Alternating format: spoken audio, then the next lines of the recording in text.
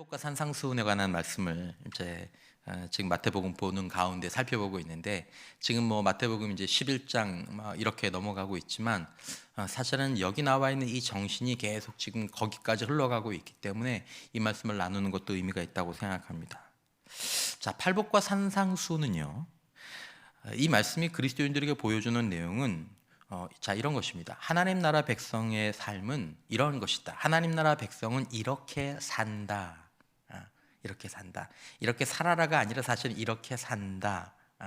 이렇게 되어야 될 것이다. 뭐 이런 말씀입니다. 이게 교훈적으로 또 시간적으로 저희가 그냥 짧게 나누기는 하지만 사실은 이 팔복과 산상수훈을 좀 살피는 게 이게 쉽지 않습니다. 여러 가지 면에서 어려운데, 그러니까 우리 주일학교 학생들에게 얘기를 하자면 산상수훈이라는 말은 산 위에서 예수님께서 하신 가르침이라 그래서 산상수훈이라고 하는 거고, 그 마태복음 5장부터 7장까지거든요. 그리고 마태복음 5장에서 7장 그 사이에 그 팔복이 들어 있습니다. 8가지 복. 마태복음 5장 1절에서 12절까지 나오는 그 팔복이 들어 있는데, 이제 그래서 산상수훈이라고 하기도 하고 또 뭐 팔복이라고 얘기합니다. 이제 그 얘기를 하는 겁니다. 근데 이 산상수훈이 저번에도 말씀드린 것처럼 모세가 시내산에 올라가서, 시내산도 산이죠. 그 산에서 십계명을 받아올 때와 아주 비슷한 이미지를 가지고 있기 때문에 유대인들에게는 자꾸 이걸 보면 그 장면이 떠올라지는 거죠.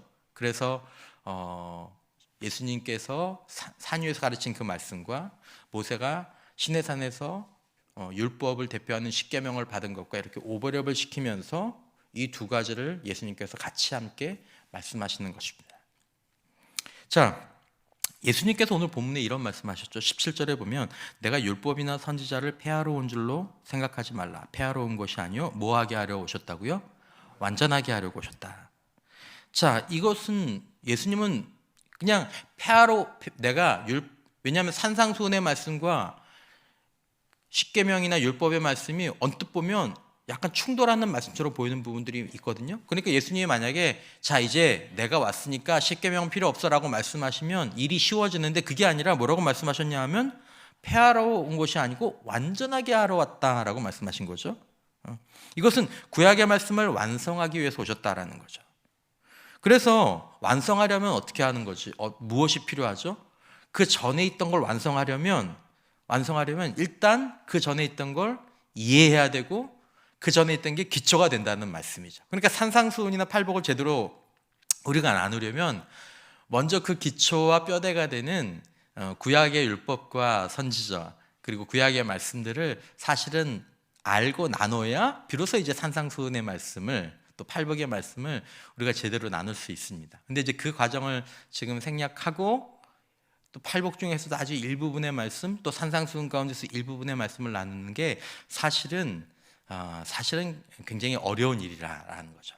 그러니까 단순하게 들으면 안 된다라는 거고, 단순하게 전해서도 안 되는 말씀이다라는 그 말씀입니다. 자, 이런 한계를 가지고 있지만 우리가 이 말씀에 관심을 가져야 될 첫 번째 이유는 뭐냐면, 자, 이것이 복음이기 때문인 거죠. 심령에 가는 자는 뭐가 있나니? 복이 있나니. 애통하는 자는 뭐가 있나니? 복이 있나니. 의에 줄이고 목마른 자는 뭐가 있나니? 복이 있나니. 복이 있나니. 복이 있나니. 이 천국 복음, 특별히 천국 관련된 복음이기 때문에 우리는 이 말씀에 관심을 가져야 되는 거죠. 왜냐하면 이제 이 복은 완전한 복이에요.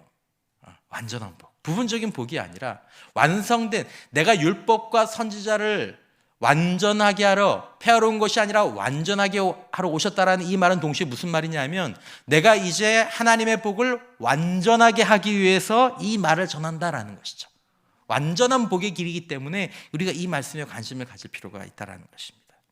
그러니까 여러분, 정말 이 팔복을 중심으로 하는 이 산상수훈의 이 말씀이, 그리고 좀 더 넓게 가면 예수의 말씀이 되겠죠. 예수님의 말씀이 이게 그냥 설교에 그치는 것이 아니라 실제적으로 우리들에게 복된 삶을 살게 하는 말씀이라는 사실을 머릿속에 또 마음속에 알고 계셔야 합니다. 여러분, 믿지 않더라도 그래, 예수님께서 그렇다고 말씀은 하셨어, 믿으면 더 좋겠지만 이게 복을 결정하는 말씀이라는 사실을 마음의 염두에 두고 이 말씀을 볼 필요가 있다는 거죠.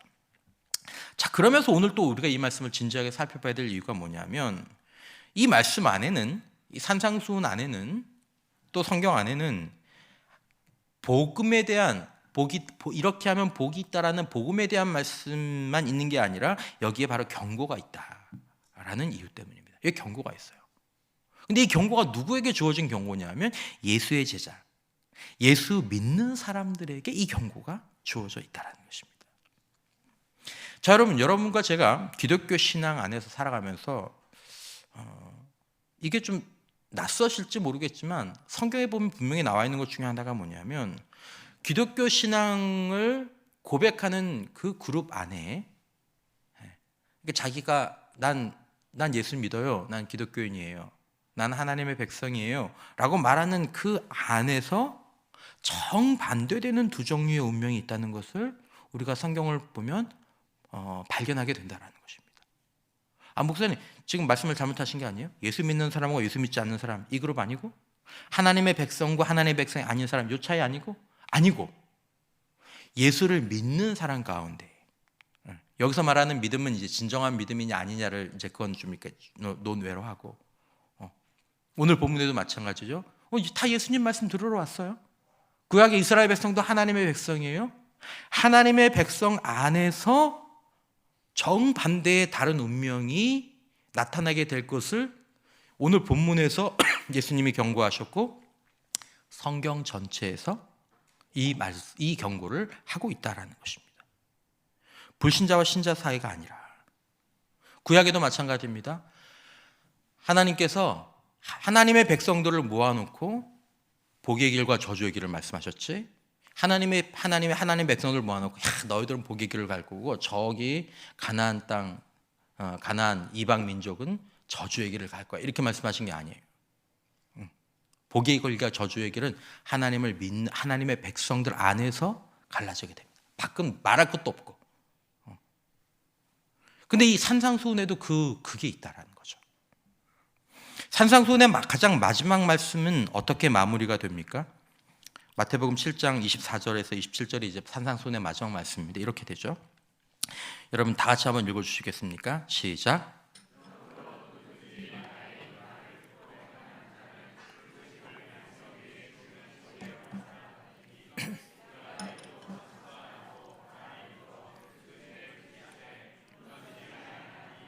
이는 주추를 반석 위에 놓은 까닭이요, 나의 이 말을 듣고 행하지 아니하는 자는 그 집을 모래 위에 지은 어리석은 사람 같으리니, 비가 내리고 창수가 나고 바람이 불어 그 집에 부딪힘에 무너져 그 무너짐이 심하니라. 아멘. 자, 두 사람의 조건이 다 앞에는 비슷해요. 무너지는 집과 무너지지 않는 집, 다 조건이 뭐죠? 누구든지 나의 이 말을 듣고. 차이는 어디서 납니까? 들은 데서 나는 게 아니고, 다 들었어요? 한쪽은 행하고 한쪽은 행하지 않고, 여기서 난 거예요. 여기서 난다는 거죠. 나 예수님 말씀 듣는데? 나 하나님의 백성인데? 그 안에서 길이 갈라지는 게 있는 거죠. 여러분, 이걸 우리가 알고 있어야 합니다. 같은 그리스도인 가운데 세상의 빛과 소금이 되는 사람이 있고 그렇지 못한 사람이 있다는 것입니다. 오늘 본문에 그 얘기를 하고 있죠. 너희 가운데 세상의 빛과 소금이 되는 그룹이 있고 그런 사람이 있고 그렇지 못한 사람이 있을 것인데, 너희는 세상의 빛과 소금이 되는 그런 사람으로 부르심을 받았다라는 거죠.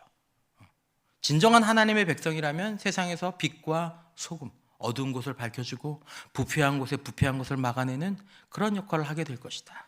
하지만 너희 가운데 그렇지 못한 사람들도 있을 것이다 라는 것을 이 본문 뒤에는 담고 있는 것입니다. 13절에 보면 너희는 세상의 소금이니 만일 그 맛을 잃으면 무엇으로 짜게 하리요? 어떻게 됩니까? 후에는 아무 쓸데없어 다만 밖에 버려져 사람에게 밟힐 뿐이니라. 누가 밟힙니까? 세상의 소금과 빛인데 그 맛을 잃은 사람, 그리고 그 빛을 잃은 사람은 밖에 버려져서 사람에게 밟히는 겁니다. 불신자가 아니고.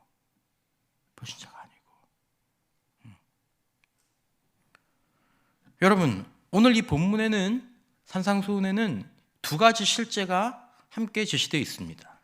복이 있나니 천국이 너희 것이요. 여러분 실제로 천국이 우리의 것이 됨을 믿으시기를 바랍니다. 영적인 천국, 정서적인 천국, 심령의 천국, 육신의 천국, 환경의 천국, 때로 제한되는 것도 있지만 실제로 천국이 임하는 길에 관한 말씀이고, 또 한 가지는 실제로 그 인생의 집이 기껏 지어놨는데, 여러분 집 져보셨습니까? 나도 집 한번 져봤으면 좋겠다. 그죠?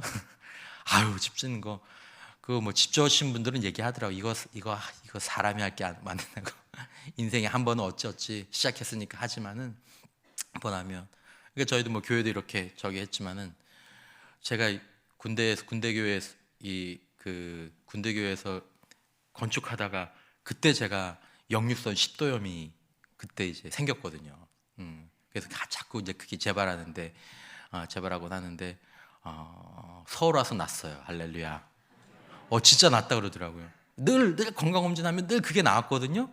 그래서 뭐 이번에도 그렇겠거니. 그래서 역류성 식도염약 안 주나 했더니 없는데요 그러시더라고요. 없는데요. 야, 이건 진짜 담임 사역 나서 위장병이 낫는 건 진짜 기적이에요. 진짜 기적이에요. 근데 이제 그렇게 힘들게 집을 졌는데, 인생의 집을 졌는데 한 방에. 근데 그리스도인이야. 하나님의 백성이에요. 이것도 실제다. 이것도 실제다. 그게 사역일 수도 있고요. 그럼 여러분 해석이 좀 되십니까? 여러분 하나님의 말씀을 보면 내 인생이나 모든 것들이 완전히는 아니지만 그래도 이렇게 좀 해석이 되어야 됩니다. 왜 예수 믿는 사람이 왜 저렇게 살까? 처음부터 예수님 그렇게 말씀하셨어요. 처음부터. 왜 예수 믿는 사람이 저렇게 이중적일까? 처음부터 그런 사람이 있을 거라고 말씀하셨어요. 왜 예수 믿는 사람이 저렇게 위선적일까? 겉으로는 거룩한 짓 다 하고, 뒤로는 돈 다 챙기고, 뒤로는 정욕 다 챙기고. 예수님이 이 말씀을 마태복음 5장에서 이미 하고 계세요. 그래서 뭐라고 말씀하세요? 바리새인의 누룩을 조심해라. 예수의 제자들에게 말씀하세요. 제자들에게. 여러분 교회가 부패한 건 오늘 내일의 일이 아닙니다. 주님 오실 때까지 부패한 교회, 부패한 성도, 부패한 사역자 여러분 보게 되실 겁니다. 거기서 복받는 그리스도인도 보게 될 거고, 저주받는 그리스도인들도, 한 방에 무너지는 신앙인들도 여러분 보게 될 겁니다. 슬프지만 영적 현실입니다. 어느 길을 가느냐에 따라 달라지는. 그러니까 이 말씀을 실제적으로 볼 필요가 있다는 겁니다. 실제적으로. 하나님 우리를 사랑하지 않으시는 게 아니에요. 우리 사랑하세요. 사랑하세요. 그래서 말씀하세요. 한 번만 말씀하지 하시는 게 아니에요. 계속 반복해서 말씀하세요. 여러분 성경에서 가장 중요한 메시지 전달 방식 중에 하나가 뭔지 아십니까? 반복입니다. 반복. 했던 얘기 또 하고, 했던 얘기 또 하고. 그러면서 어떤 목사님은 반복 설교를 두려워하지 마십시오. 목사님 그러더라고요. 우리 목사 무슨 말 할지 알아. 여러분 반복이 중요하니까 뭐 그런 말씀하셨는데, 백동조 목사님이 그 말씀하셨습니다. 저는 반복 설교는 잘 못하긴 하지만, 왜냐면 우리가 그렇게 계속해서 하나님 말씀하시는 거죠. 근데 그런데도 안 되는 거죠. 그런데도. 여러분 많은 사람들 그리스도인 가운데에서 예수님께서 이렇게 진지하게 하신 말씀임에도 불구하고 결국 끝까지 가볍게 듣고 많은 사람들이 있을 것입니다. 그리고 나중에 무너지는 그리스도인들, 나중에 밟히고 버려지는 그리스도인들도, 또 우리 같은 사역자들도 있게 되는 거죠. 등골이 서늘한 현실입니다. 나중에 후회하거든요. 나중에 왜 더 강하게 말해주지 않았냐, 왜 강제로라도 나를 끌어내주지 않았냐. 충분히 말씀드렸죠. 그러므로 여러분 처음부터 똑바로 신앙의 길을 배워야 되고, 그리고 우리가 신앙의 길을 갈 때 주의 깊게 그냥 내가 좋은 대로 내 방식대로 신앙생활하면 안 되는 거죠. 여러분 이거 참 중요합니다. 여러분들 신앙의 이력이 얼마나 됐든지 간에 제가 누차례 그런 말씀 드리지 않았습니까? 운동을 하더라도 제대로 배워서 연습을 하는 사람하고 그냥 자기식대로 해서 소위 말하는 구력으로 하는 사람하고 이게 차이가 나게 되기 때문에 이게 그냥 안 배우고 그냥 오랫동안 하는 사람은 사실 고치는 게 거의 어렵습니다. 차라리 처음에 배울 때 아니면 중간에라도 내가 자기 자신을 완전히 다 부인하고 좋은 코치 가가지고 내가 처음부터 배우는 사람처럼 배우는 그런 자기 부인의 이런 과정들이 있어야 되는 거죠. 배우는 게 참 중요한 거죠. 여러분, 이 말씀은 우리에게 천국이 우리 곁에 있고 지옥도 우리 앞에 있다는 얘기를 해주는 겁니다. 예수 믿는 사람들에게, 밖에 있는 사람들은 일단 논외로하고 그리스도인들에게, 예수님의 제자들에게, 예수님의 말씀 듣는 자들에게 천국도 너희 앞에 있고 지옥도 너희 곁에 있다. 내 말을 듣고 행하는 자, 내 말을 잘 이해하는 자, 그들은 천국을 누리며 살겠지만 이 말을 가볍게 생각하고 자기의 삶을 받아들이지 않는 자는 지옥의 삶을 살 수밖에 없다라는 것이죠.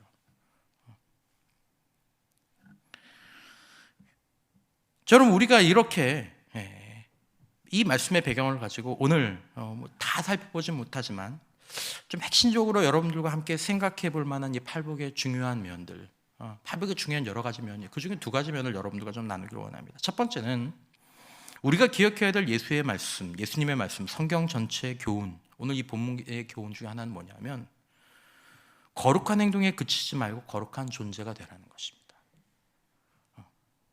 예수님께서 가르치는 산상수훈의 말씀에 들어오면서 구약 성경에는 이미 있었지만 거기는 희미하게 드러나고 예수님의 말씀 안에서 확 드러나는 게 뭐냐면 거룩한 행동에 그치지 말고 거룩한 존재가 되라는 거죠. 구약의 말씀을 언뜻 보면 그냥 거룩한 행동만을 강조하는 것 같아 보여요. 근데 사실은 아니거든요. 구약도 안 그래요. 그러니까 예수님이 그 말씀을 하시는 거예요. 내가 긍휼을 원하고 제사를 원하지 않는다라는 이 말씀의 뜻을 생각해봐라 라고 말씀하신 것도 이 말씀의 배경입니다. 구약에서도 이미 하나님은 거룩한 존재에 관한 말씀을 하셨지만 그것을 거룩한 행동으로 가르쳐 주신 거고 지금 예수님께서는 이것을 완전하게 드러내시는 거죠. 팔복과 산상수훈에서 예수님이 말씀하신 하나님의 백성은 어떤 사람이냐? 이 팔복을 통해서 나오는, 산상수훈을 통해서 말씀에서 나오는 거. 한 번만 따라해 주십시오. 내면이 청결한 사람이 됩시다.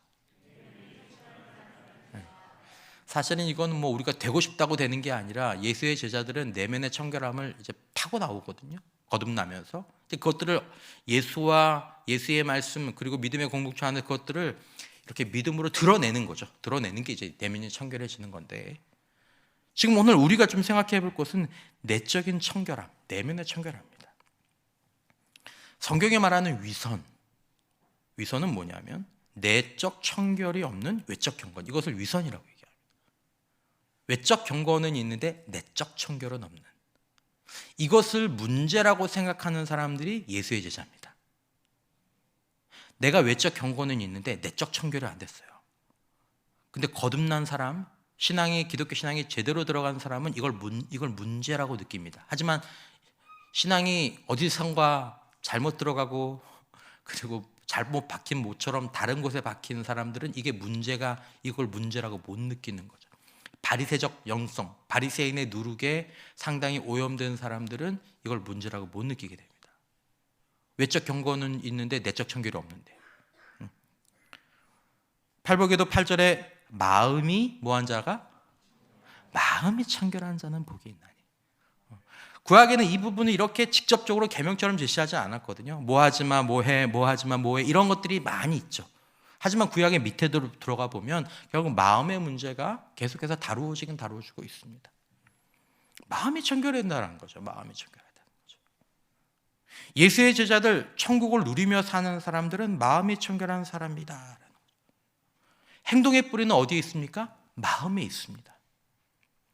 유대인들, 특별히 바리새인들은 구약의 말씀이 단지 외적인 경건 생활을 지키라는 말씀이라고 이 사람들이 오해했습니다.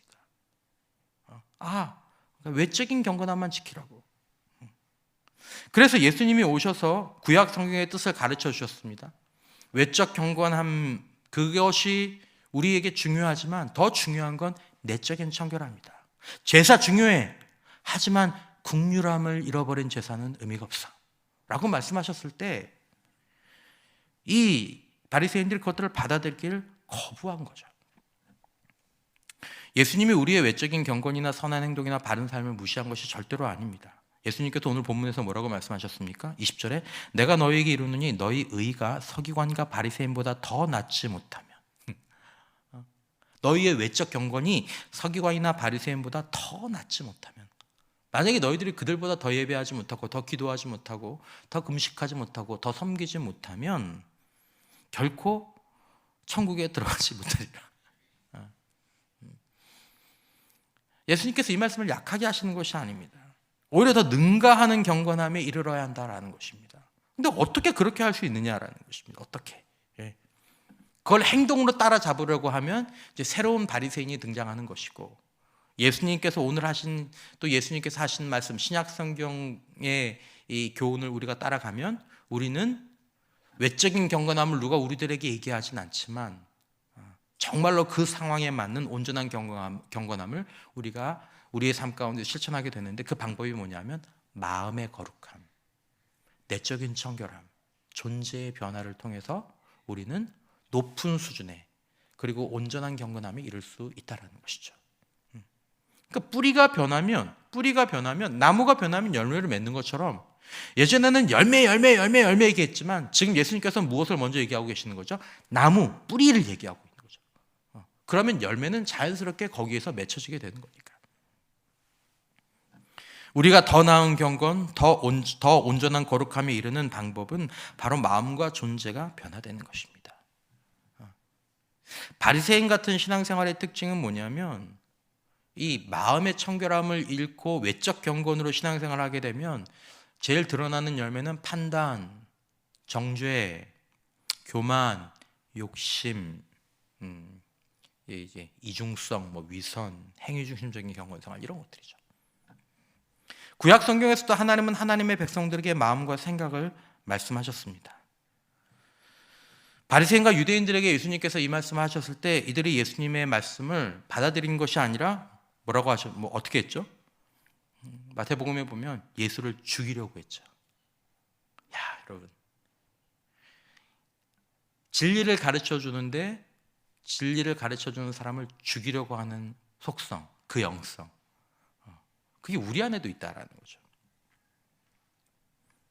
여러분, 예수님의 산상수훈과 팔복에서 예수님이 강조하시는 것은 마음과 내면, 존재를 살피는 신앙생활이어야 한다라는 것입니다. 내 마음과 내 내면과 내 존재를 살피는 신앙생활.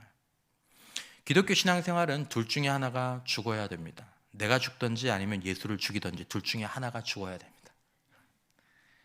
만약에 우리가 예수를 죽이지 않으면 예수님은 계속 우리에게 불편한 말씀을 하실 겁니다.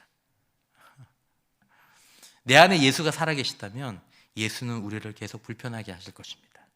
우리 내면을 보라고, 우리 마음을 보라고, 우리 내면을 청소하라고 계속 하실 것입니다. 여러분, 예수가 살아있으면 이 음성을 듣습니다. 나 교회 잘 다니는데, 봉사도 열심히 하는데, 솔직히 나만큼 신앙생활하는 사람 누가 있어? 나만큼 교회 시간 많이 쓰고 나만큼 열심히 사역하고 나만큼 하는 사람 어디 있어? 근데 예수가 살아있으면 내 마음과 내면 가운데 뭔가가 있는 거예요. 예수의 영이 우리 안에 살아있다면 우리가 이 마음이 힘들어서 뭔가를 하게 되는 거죠.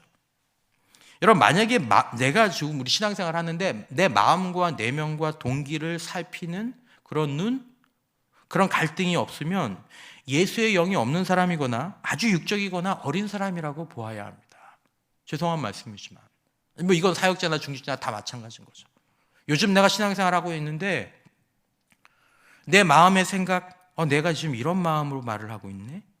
내가 이런 동기를 가지고 지금 사람들을 바라보고 있네? 내가 이런 생각을 가지고 지금 이렇게 하고 있네? 지금 이런 생각들이나 이런 마음들이 지금 내 안에 없다면 지금 내 영성이 그렇게 건강한 편은 아니라고 스스로 진단해야 된다는 거죠. 쉬운 말로 얘기를 하면. 여러분, 이게 계속되면요, 더 심하게 말하면 이건 구원받았는지 안 받았는지도 알 수 없는 사람입니다. 마음을 돌아보지 않고 동기를 돌아보지 않고 생각을 돌아보지 않는다? 이거는 구원 여부에 대해서 사실 판단할 수가 없는 상황인 거죠. 왜냐하면 예수의 영이 있다면, 그가 예수의 제자라면, 그가 거듭났다면 이 하나님 나라 백성의 삶을 살지 않을 수가 없는 거죠. 이게 괴로운 거예요.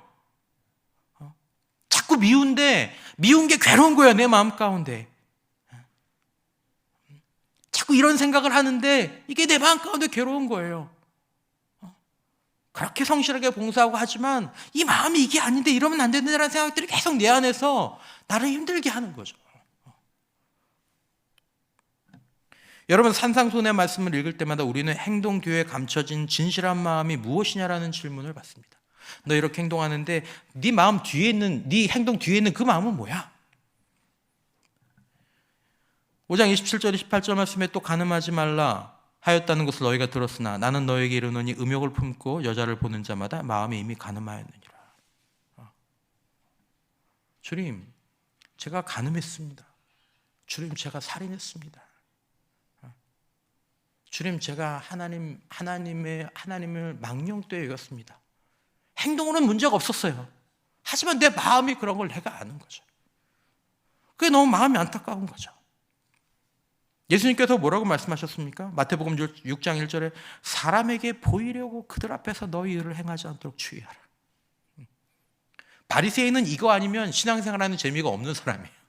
사람이 안 봐주는 거, 사람들이 인정해 주지 않고, 사람이 칭찬해 주지 않고, 사람이 부러워해 주지 않으면 살 재미가 하나도 없는 사람들.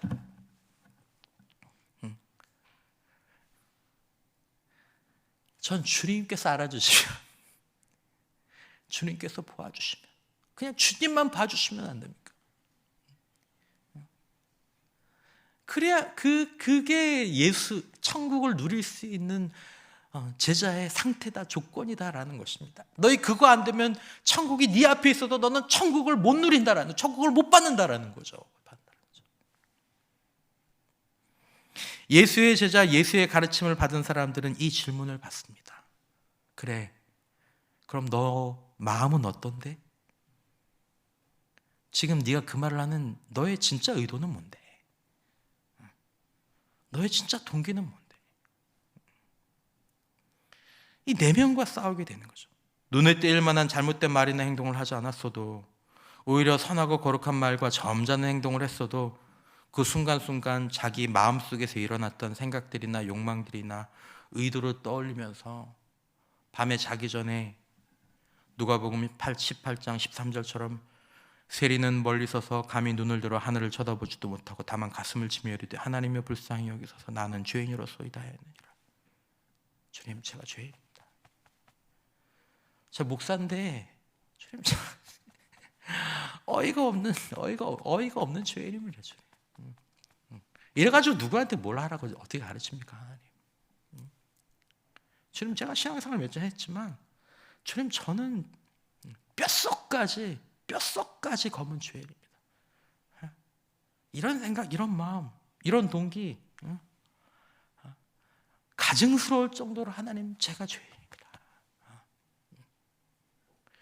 거기서 주님 앞에 기도하고 주님 앞에서 마음의 동기를 돌이키려고 하고 마음으로 세워지려고 노력하는 가운데 진짜 거룩함이 우리의 삶에서 말과 행동으로 진실하게, 더 풍성하게 맺혀지기 시작하는 것이 거룩함의 길이고 예수를 닮아가는 길이다라는 것을 주님이 말씀하고 계시는 거죠.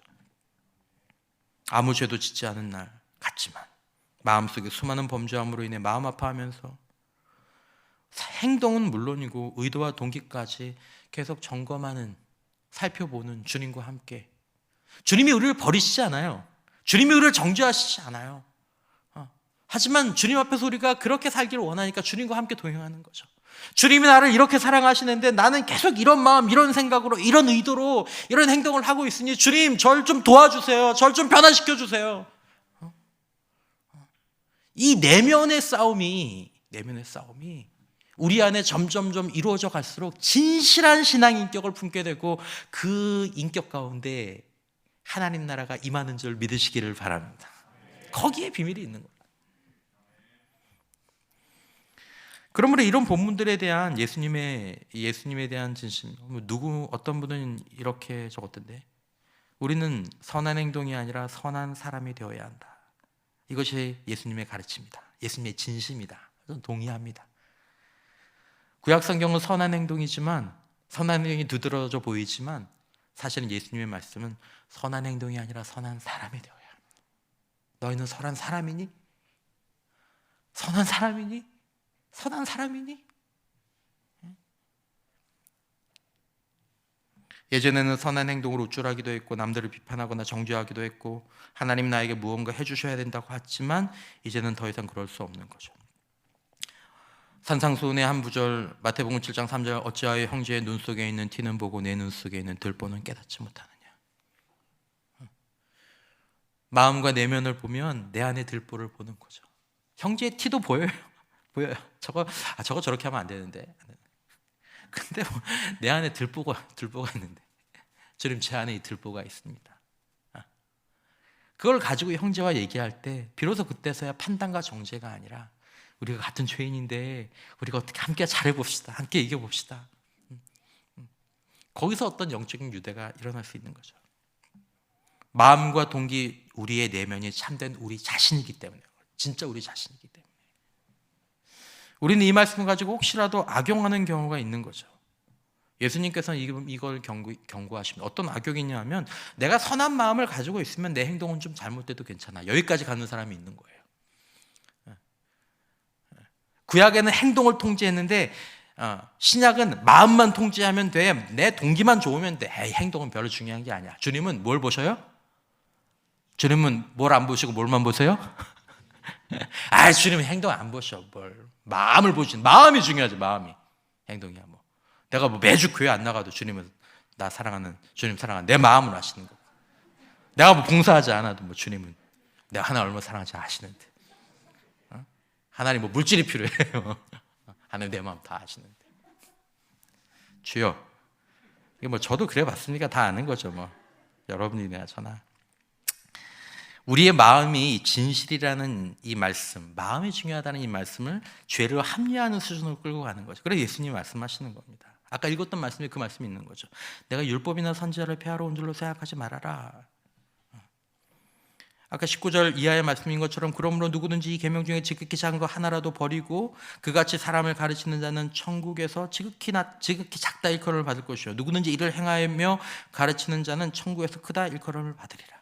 구약의 어떤 그 의식법을 다 가져오라는 그런 그 뜻이 아니고, 구약이 말하고 있는 그 정신, 그것들을 지켜야 된다는 거죠. 내가 너희에게 이르니 너희 의가 서기관과 바리새인보다 더 낫지 못하면 결코 천국에 들어가지 못하리라.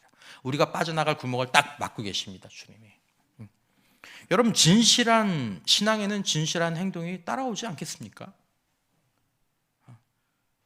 내가 바리새인보다 더 주님 하나님을 사랑하면 바리새인보다 더 많은 의가, 더 온전한 헌신이, 더 온전한 사랑의 고백이 나오지 않겠습니까?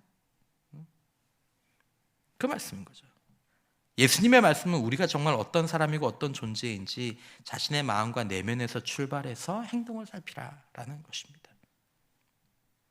두 번째, 우리는 이 참된 영성은 우리의 일상과 우리의 가까운 이웃과의 관계에서 우리의 참된 영성이 드러나게 되기 때문에 너희의 일상의 거룩함, 특별히 가까운 사람들과의 관계에서의 이 회복을, 이 관계에서의 그 성공이 중요하다라는 것입니다. 자, 이거 역시 우리가 빠지기 쉬운 거짓 영성, 바리새인의 누룩에서 우리를 건져주시기 위한 그런 말씀인 거죠. 자, 여러분, 진리는 참된 인격에서 드러나게 됩니다. 그러니까 인격이 없는 진리는 거짓 진리입니다. 인격이. 두 번째, 진리는 또 어디서 드러나냐면 진리는 일상에서 드러납니다. 그냥 무의식적으로 하는, 자연스러운.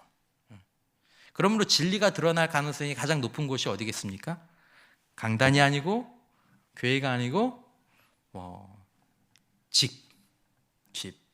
그리고 특별히 여러분들이 어렵거나 여러분들이 잘 보여야 될 사람이 아니라 이제 여러분들과 편한 동료 관계거나 아니면 저와 여러분들이 이렇게 무시할 수 있는 사람, 그런 환경에 처했을 때 이제 진리가 드러나죠. 그리고 진리는 어디서 드러나냐면 멀리 있는 사람들과의 관계가 아니라 가까이 있는 사람들 사이에서 드러나게 된다는 것입니다. 자, 여러분, 우리는 일상생활에서 지금 드러난 내 모습이 나의 현실이라는 것을, 현재 수준이라는 것을, 변명할 수 없는 자기 자신의 모습이라는 것을 인정해야 합니다. 이게 참 어려운 일이지만, 내 신앙의 수준이 어때? 라고 얘기할 때 우리는 내 마음속에 생각을 가지고 얘기하려고 하긴 하는데, 그게 아니라 지금 드러난 현실. 나 말씀 이거 보고, 나 기도 이만큼 하고, 나 예배 이 정도 하고, 지금 내 현재 삶의 뭐 성실함, 뭐 이런 것, 나 이 정도예요, 이 정도. 그게 지금 너라는 거죠. 그게 지금 나라. 하나님, 저는 이 정도입니다, 이 정도. 특별히 여러분, 우리는 가장 가까이 있는 사람들 사이에서 드러난 모습이 현재 자신의 수준이라는 것을 인정해야 된다는 거죠. 여러분, 오늘 우리가 터키와 또 시리아의 어려움을 당하고 있는 사람들을 위해서 기도했습니다. 여러분들이 어려움을 당한 분들에 대한 긍휼한 마음이 있는 줄 믿습니다. 그렇죠? 여러분, 우리는 긍휼이 풍성한 사람일까요? 여러분, 우리가 나라와 민족을 사랑하는 줄 믿습니다. 그렇죠? 한국교회도 사랑하는 줄 믿습니다. 목사님이 무슨 얘기를 하려고 저렇게 밑밥을 여러분, 그 도스토옙스키라는 유명한 소설가의 까라마조프가의 형제들이라는 그 소설에 유명한 대목이 이런 대목이 있는데, 이런 대목이 있습니다. 인류를 사랑할수록 특정한 인간을 사랑하기가 뭐해진다? 힘들어진다. 무슨 말씀일까요? 내 마음 가운데서는 인류를 사랑하고, 그리고 뭐 많은 사람들을 사랑하려고 노력하는 가운데 오히려 특별한 한 사람을 사랑하는 게 더 힘들어진다는, 그것도 가까운 사람. 민족을 가슴에 품고 열방을 가슴에 품고 기도하는데, 우리가 갱년기가 들어가면 남편 뒤통수만 봐도 화가 난다고. 형제 자매, 교회 형제 자매, 내가 나라와 민족을 사랑하는데 교회의 형제 자매, 나하고 갈등이 있는 그 사람을 사랑하는 건 안 되는 거예요. 그 사람을 사랑하는 게 안 되는 거예요. 그게 더 어려워지는 거예요. 그러니까 오히려 어디다 더 힘을 쏟아요? 뭐 전도, 뭐 선교, 뭐 주님 나라. 주님이 뭐라고 말씀하세요? 네 형제를 먼저 사랑해라. 그게 너의 현재 수준이다라는 거예요. 현재 수준. 오늘 본문의 21절 이하에 옛사람에게 말한 바 살인하지 말라, 누구든지 살인하면 심판을 받게 되리라 하였다는 것을 너희가 들었으나 나는 너희에게 말하노라. 형제에게. 여기서 말하는 형제는 사실은 기독교 그룹 안에 있는 형제 자매를 말하는 겁니다. 노하는 자마다 심판을 받게 되고, 형제를 대하여 라가라 하는 자는 공회에 잡혀가게 되고, 미련한 놈이라 하는 자는 지옥불에 들어가게 되리라. 이 말씀이 우리 앞에 턱 내려오는 거죠.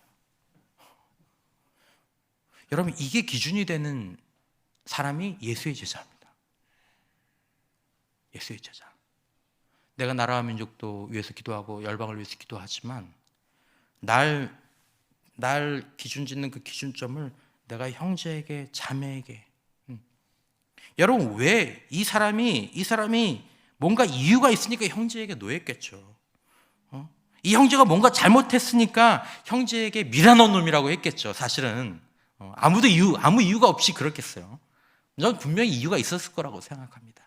그런데 내 안에 예수로 사는 사람은 그럼에도 불구하고 형제에 대해서 예수의 마음을 품는 자가 이 땅에서 천국을 살 수 있는 자라는 거죠. 형제가 잘못했다고 거기에 대해서 있는 대로 다 쏟아붓고 다 비판하고 다 소문내고 다니고 네 마음 가운데 천국 아니만다는 거죠. 하나님 나라는 그런 사람은 살 수가 없다라는 거죠. 못 누린다는 건 못 누린다. 넌 지옥 살게 된다는 거죠. 이 마음이 때로 우리의 마음을 부담스럽게 합니다. 여러분, 만약에 우리의 일상이 거룩하다면 교회 안이 아니라, 강단이 아니라, 성가대가 아니라, 아이들 앞에서가 아니라 그냥 내가 사는 일상, 우리 가족들, 아내와 남편 사이에서, 아파트 사이에서, 때로 어떤 갈등 관계에 있는 그런 가운데에서, 거기서 거룩하고 가장 가까운 사람들 앞에서 진실하다면 우리가 거룩하고 진실한 사람입니다. 여러분, 지금 내 일상에 문제가 있습니까? 나에게 문제가 있는 사람이라고 하나님 앞에 인정해야 됩니다. 하나님, 나를 좀 고쳐주세요. 여러분, 제 일상에 문제가 있어도 끝까지 강단에서는 제가 거룩한 척할 수 있습니다. 그러다 어느 순간이 되면 한 방에 무너지겠죠. 인간이 그렇게 무너지는 거예요. 그리스도인들이 다 그렇게 무너져요. 하루아침에. 일상은 계속 골마 들어가다가 마치 뿌리가 썩는 것처럼. 예수님께서 우리에게 가르쳐준 신앙생활은 그게 아닙니다. 일상을 돌보는 신앙생활이죠. 일상을. 교회 생활이 뭐가 중요합니까? 일상이 건강하지 못한데. 교회 생활로 주님께서 너희들의 일상의 모든 것들을 대체해 준다고 말씀하신 적이 없어요. 주님은 오히려 그렇게 반대로 말씀하셨어요. 너의 일상과 형제를 돌보고 그리고 제사하라. 그거 안 됐으면 제사하죠. 너희 만나면 제사가 무슨 의미가 있냐.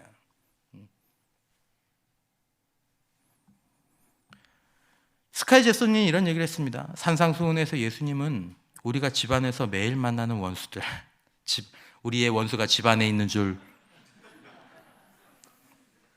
진짜. 우리의 뜻을 막고 사사건건 귀찮게 하는 사람들을 사랑해야 한다고 말씀하신다. 다시 말해 배려 없는 배우자, 자기중심적인 10대 자녀, 정신없는 아이를 사랑해야 한다. 뿐만 아니라 무리한 상사와 뻔뻔한 고객도 사랑해야 한다. 잠시 당신의 삶 속에 원수들을 찾아보라.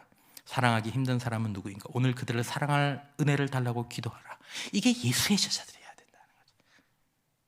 이거를 해야 된다. 또 이것들이 필요하다. 이걸 해야 내가 이 땅에서 주님의 천국을 누릴 수 있다는 것을 아는 것이 성경을 아는 거죠. 이걸 알기 위해서 우리가 성경을 보는 겁니다. 그리고 여기에 성공하게 되면 그 순간에 하나님의 임재와 하나님의 나라가 내 삶 가운데 있는 것을, 내 마음 가운데, 내 관계 가운데 하나님의 나라가 자라는 것을 보게 되는 줄 믿으시기를 바랍니다. 여러분, 오늘 여러분들에게 아주 작은 말씀만 드렸습니다. 여러분, 우리의 삶이 복되기를 원합니다. 천국 백성의 삶을 누리고 보여주고 초대하는 그런 삶이 되기를 원합니다. 여러분, 저나 여러분들이나 무너질 수 있지만 무너지지 않기를 원합니다. 무너질 수 있지만 무너지지 않으셨으면 좋겠습니다. 하나님의 영광을 가리지 않기를 원합니다. 그러나 그런 예수의 사람들이 나타날 것이라는 게 문제인 거죠. 그걸 막으려면, 그렇지 않으려면 우리는 오늘부터라도 내 내면의 청결함, 내 마음과 내 의도, 내 생각을 가지고 주님과 기도해야 됩니다. 그것들을 관찰해야 되고 그것들을 수정해 나가야 합니다. 그러면 열매는 자연스럽게 바뀔 거거든요. 교회 생활 이전에 우리의 일상에서 우리의 진실을 보고 기도해야 되는 거죠. 이거 가만히 놔두면 나중에 둘 사이에 괴리감이 생겨가지고 그냥 어느 순간에 팍 무너집니다.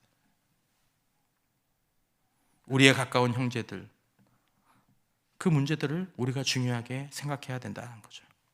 여러분, 우리 모두가 주님 앞에서 우리의 마음을 보고 우리의 일상을 보고 우리 주변의 사람들에게 진실한 나는 어떤 사람들인지 그것들을 살펴보면서 우리가 참된 천국 백성, 예수 제자의 삶, 반석 위에 놓여진 삶, 빛과 소금이 되어서 하나님께 영광을 돌려주는 그런 삶으로 우리 모두가 살아갈 수 있게 되시기를 주님의 이름으로 축원합니다.